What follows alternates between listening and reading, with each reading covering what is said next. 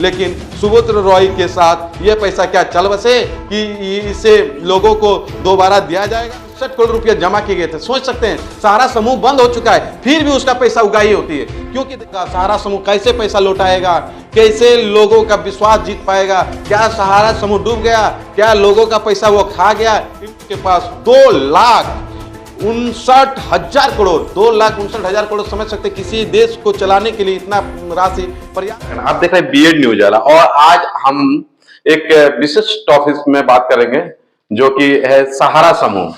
एक सहारा समूह का मैं बात कर रहा हूं। सहारा समूह भारत का बहुत ही बड़ा इन्वेस्ट और एक निवेश का बाजार में से निवेश बाजार में से एक था। सहारा समूह ने ही सर्वप्रथम blood bank, private blood bank का स्थापना किया गया था, जिसमें सभी प्रकार के ब्लड वहाँ मुहैया किया जाता था। और सहारा समूह ने एक बहुत अच्छा वाक्यों के साथ वह एक अपना समाज में योगदान दे रहा था। सहारा समूह बेसहारा लोगों को सहारा देने का कार्य कर रहा था। वो लोगों से उसकी गाढ़ी कमाई लेके उनको 3 साल 4 साल इस तरह में उसको डबल करके अपने ग्राहकों को दिया करते थे। लेकिन कुछ वर्षों में सेबी ने इनके जमा राशि को, जब इन्होंने आईपीओ के लिए सरकार से अपील करते हैं, आईपीओ के लिए जमा किया जाता है, तब सेबी क्या करता है कि उनका पैसा को वह जमा रख लेते हैं और उसमें काम अपना दिखाने लगते हैं। और उसमें मांगा जाता है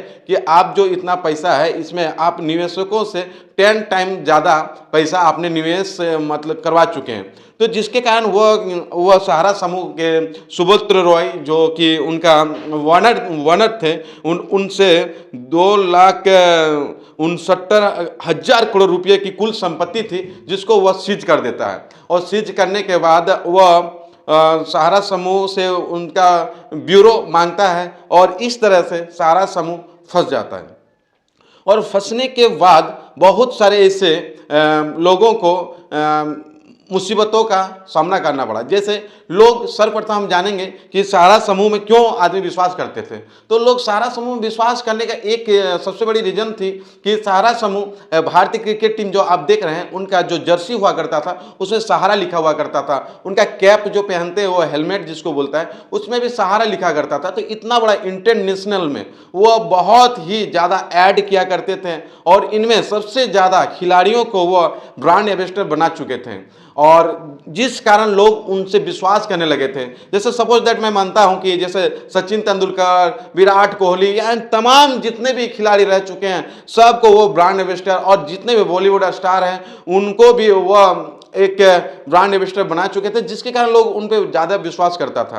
तो ये एक छोटी सी बैंक इकाई से ये काफ़ी बड़ा नेटवर्क का हासिल कर लेता है, और नेटवर्क हासिल करने के बाद लोगों की गाढ़ी संपत्ति को ये जब्त कर लेता है, जिसके कारण लोग सहारा से फिर बेसहारा हो जाते हैं। जिसके कारण इसके बाद जब इनका सेबी ने पैसा लेता है तो सबसे पहले इनमें जितने भी निवेश करता है, जिसको वह निवेश के लिए पैसा जमा करते थे, उन पे सबसे पहले गाज गिरती है। अब गाज कैसे गिरती है मैं बताता हूं।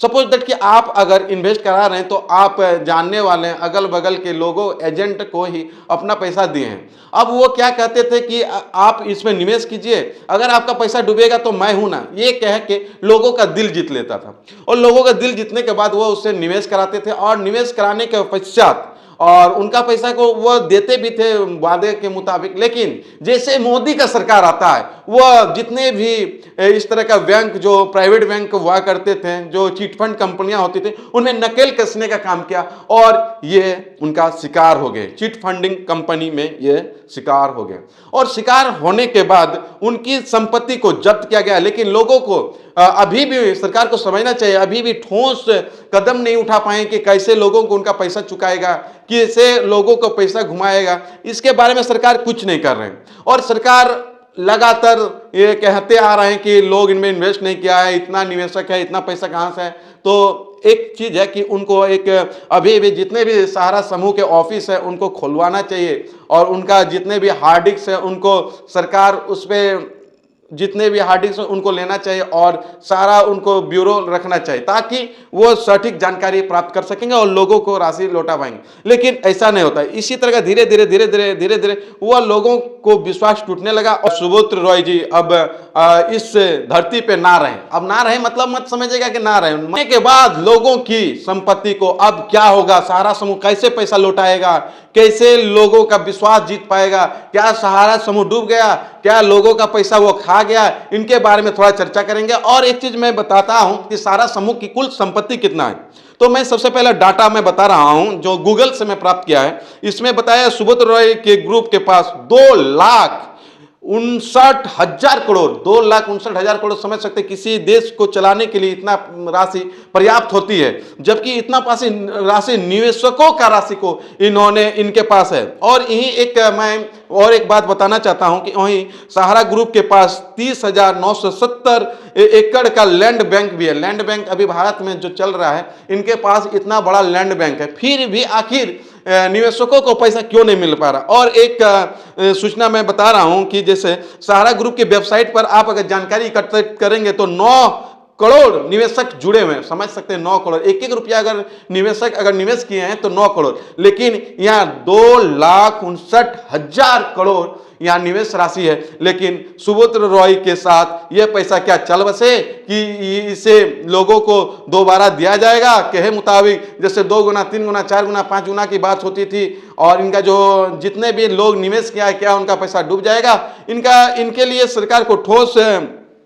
कदम उठाना चाहिए। और एक जैसे कि मेरा पास डाटा है 24,000 करोड़ रुपए सुप्रीम कोर्ट ने 5,000 करोड़ रुपया आउट कर दिया। 24,000 में 5,000 रुपया आउट कर चुके हैं और जिसमें से 1.1 करोड़ निवेशक के पास भुगतान कर चुके हैं। इनमें एक चीज जो निवेश राशि है ये क्यूसॉप की राशि है। आप ये मत सोचिएगा कि श्रद्धा का है या अलग उनके जो फंड है उनका नहीं, ये राशि सिर्फ और सिर्फ क्यूसॉप की राशि को लौटाया गया था। और एक चीज मैं बताना चाहता हूं जैसे कि इनके पास 31 मार्च 2023 तक लगभग 25,163 करोड़ रुपए जमा किए गए थे। सोच सकते हैं सहारा समूह बंद हो चुका है फिर भी उसका पैसा उगाही होती है। क्योंकि देखिए 31 मार्च 2023, क्योंकि ये 2000 लगभग 2004 या 5 से ये बंद है, उससे पहले भी बंद हो चुका था, लेकिन सुचारू रूप से चल रहा था, उनको कहीं ना कहीं पैसा लौटाया जाता था। बट कुछ समय बाद से इसका पैसा नहीं, तो फिर 31 मार्च 2023 को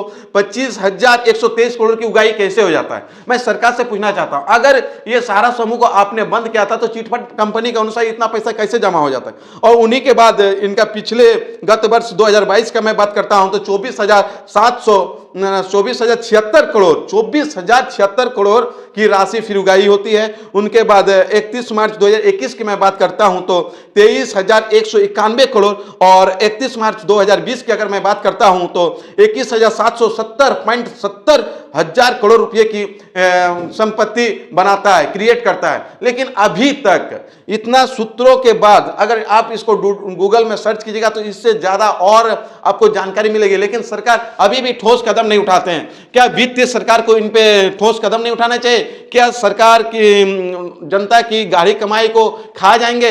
अब ये आगे देखने वाली बात है, जानने वाली बात है। और आप लोगों की इस जितने भी मेरे द्वारा दिया गया जानकारी है ये गूगल के द्वारा दिया गया था, तो आप इस पे अपना कमेंट कर सकते हैं। आप कौन सी स्टेट से देख रहे हैं उनका भी आप स्टेट और कितना पैसा आपका डूबा हुआ आप लिख सकते हैं, ताकि एक सरकार को एक पता चलेगा कि कितना पैसा अभी तक लोगों का फंसा हुआ है। तो थैंक यू। इसी तरह हमारे BED न्यूज चैनल में बने रहे और बाकी खबरों के साथ बने रहिएगा। धन्यवाद। जोहार। वंदे मातरम।